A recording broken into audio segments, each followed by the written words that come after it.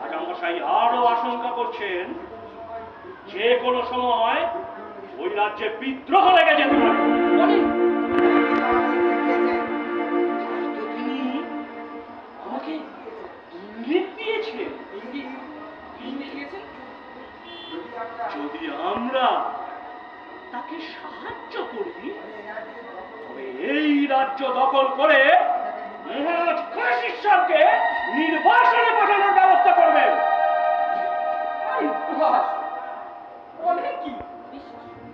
অবিশ্বাস্য। তা আমরা মর্যাদা কিরকম থাকবে?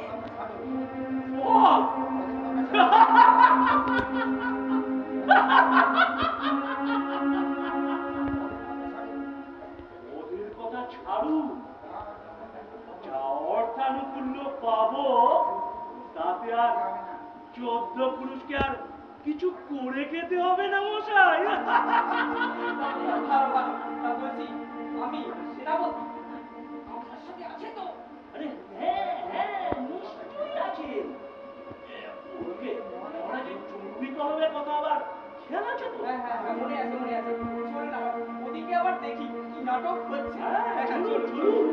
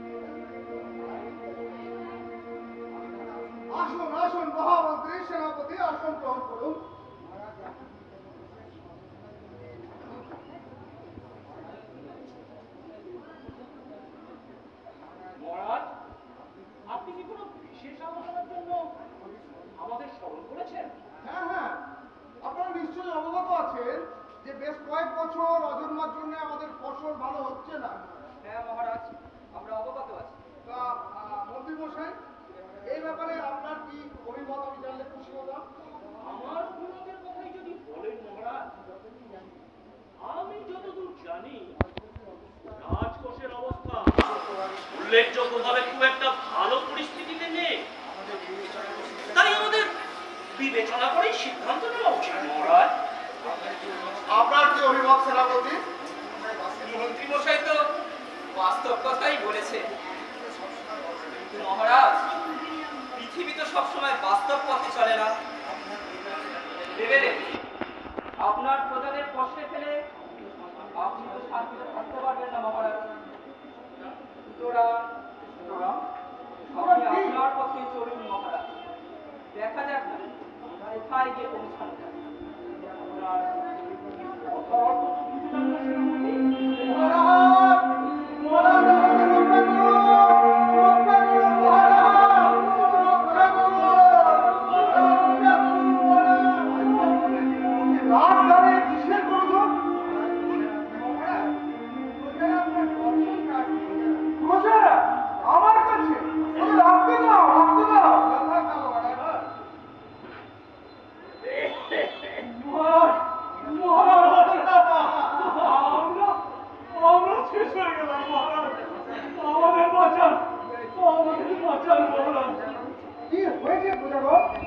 আমাকে নির্ভয় বলো।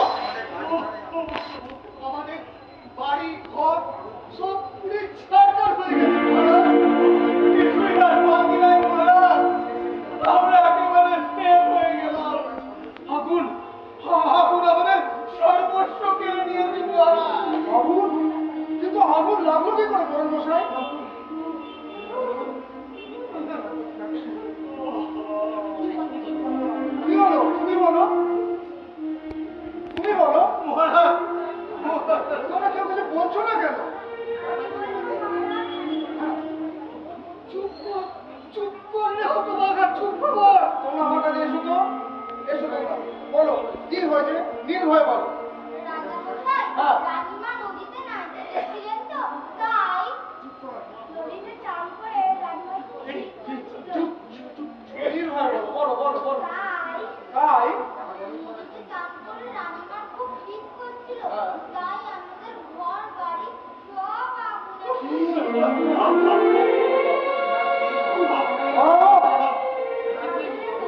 গাছপালা সব পুড়ে গেছে।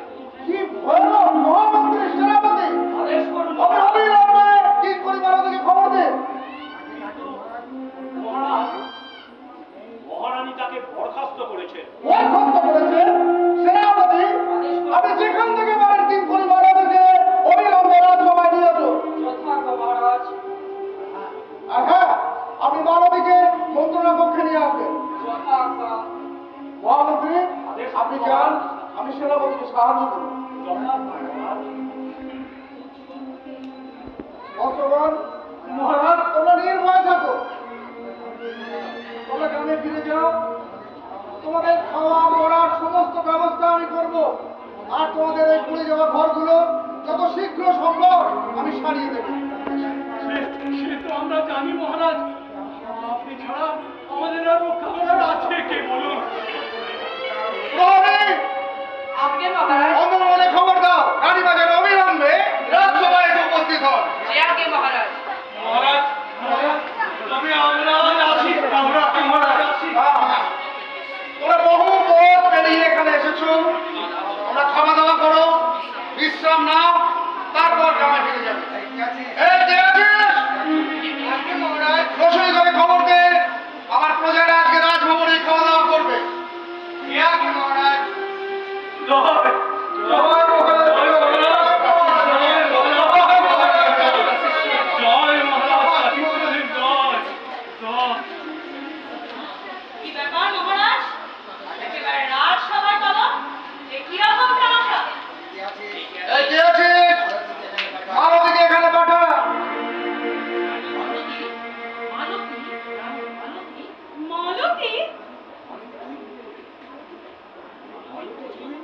মালতী? মালতীকে এখানে পাঠা অবিলম্বে। কে আছিস?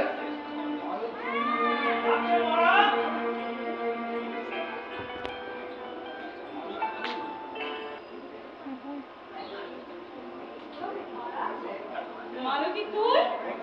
কোন সাহসে তুই রাজবাড়ি প্রবেশ করেছিস? যা, এক্ষুনি দূর হয়ে যা। থামো, ওকে আমি রাজবাড়িতে নিয়ে এসেছি।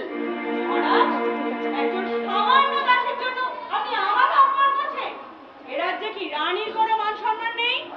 রাজ্যের রানী যদি নিজের কর্তব্য পালনে সক্ষম না হয়, তাহলে তার মান সম্মান রক্ষা করার দায় বা দায়িত্ব কোনোটাই আমার নয়। মহারাজ, আচ্ছা বলো, কোন অপরাধে তুমি মালতীকে বরখাস্ত করেছিলে? একজন সামান্য দাসী হয়ে রানীর আদেশের বিরোধিতা করার স্পর্ধা দেখিয়েছে বলে। কি সে স্পর্ধা মালতী? মহারাজ, বলো, কি হলো বলো। আমি বলছি মহারাজ, দেশের রাজার কাছে সকলের কথা বলার সমান অধিকার থাকা উচিত। বলো মালতী। মহারাজ, হ্যাঁ বলো, নির্ভয় বলো। রানীমা নদীতে স্নান করতে গিয়ে ঠান্ডা জলে খুব শীত করছিল, তাই সামান্য কাঠুরে এসে আগুন হচ্ছিল না রানীমা। তাই আর মহারাজ, নদীর পাড়ে যত পুকুর ছিল সেখানে রানীমা আদেশ দিয়েছিলেন আগুন ধরিয়ে দেওয়া। আর তুমি সেই আদেশের বিরোধিতা করেছিলে, তাই তো? তাই শাস্তি পেয়েছো। হ্যাঁ মহারাজ, বলো রানী, তোমার এখন কি বলার আছে? আমি বুঝতে পারছি না মহারাজ, রাজ্যের রানী হয়ে আমি এইটুকু স্বাচ্ছন্দ্য পেতে পারি না। কি এমন দোষ হয়েছে? রানীর এক প্রহরের প্রমোদে কতই না অর্থ ব্যয় হয়। ছি ছি ছি রানী, লজ্জায় ঘৃণায় আমার মাথা ফেটে যাচ্ছে। এ তুমি কি করলে? এ তুমি কি করলে রানী? কেবল দু একটি গরিব প্রজাদের কয়েকটি পণ্য কুটিরের সামান্য ক্ষতি হয়েছে বলে আপনি এত উতলা হচ্ছেন না? আমি আশ্চর্য হয়ে যাচ্ছি মহারাজ।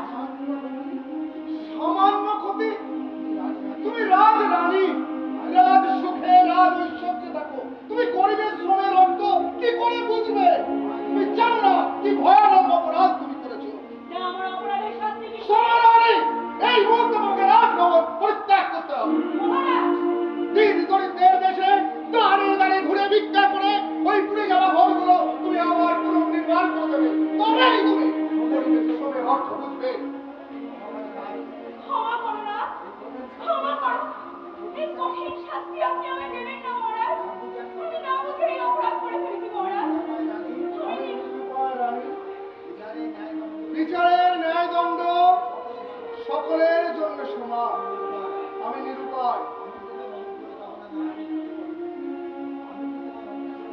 আমি কি আপনার কোনো রকমের পাবো না রাজ? আপনার এতদিনের স্নেহ ভালোবাসা আজ সব নিরর্থক মহারাজ। কিছুই নিরর্থক নয় রানী। অগ্নি পরীক্ষায় শুদ্ধ হয়ে 1 বছর পর তুমি আবার এই রাজধানীতে ফিরে আসবে। তখন শুধু রাজ্যের রানী নয়, এই রাজ্যের সকল প্রজাদের তুমি মা হয়ে উঠবে। তোমার কাছে এটুকুই আমার একান্ত অনুরোধ রানী। মালতী, তোমার হাতের ওই জীর্ণ পোশাক মহারানীর হাতে তুলে দাও। এদি আমি কি করবো মহারাজ? শোনো রানী, তোমার এই বহুমূল্য পোশাক পরিত্যাগ করে এই জীর্ণ পোশাক পরিধান করো। প্রজাদের পাশে মায়ের মতো দাঁড়াও। দাঁড়ে দাঁড়ে ঘুরে ভিক্ষা করে ওই ঘুরে যাওয়া ঘরগুলো তুমি আবার পুনর্নির্মাণ করে দাও। শোনো রানী, এই মুহূর্তে তুমি এই রাজভবন পরিত্যাগ করো, এই আমার আদেশ।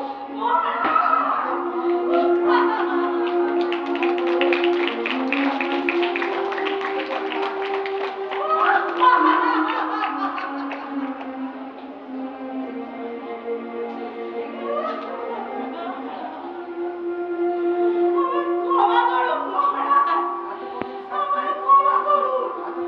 এত বড় কঠিন শাস্তি আপনি আমাকে দেবেন না মহারাজ। আমি আপনার পায়ে পড়ি মহারাজ, এত বড় কঠিন শাস্তি আপনি আমাকে দেবেন না মহারাজ, দেবেন না।